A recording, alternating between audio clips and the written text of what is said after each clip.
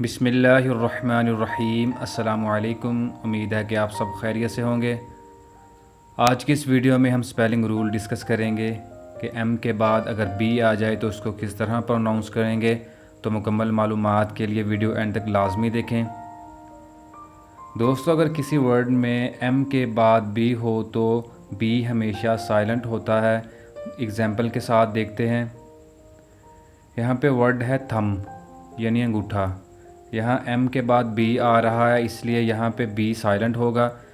बाज़ औक़ात बच्चे यहाँ इसको गलत पढ़ जाते हैं, थंब पढ़ जाते हैं, इसमें बी नहीं पढ़ेंगे। एम के बाद बी आ रहा है, इसलिए बी को साइलेंट पढ़ेंगे। वर्ड है क्लाइम यानी चढ़ना। यहाँ भी एम के बाद बी आ रहा है, इसलिए बी साइलेंट होगा। वर्ड है कॉम यानी कंघी। यहाँ भी एम के बाद बी है, इसलिए यहाँ पे बी साइलेंट होगा। इसी से मिलता जुलता एक वर्ड आप कमेंट सेक्शन में बताएं।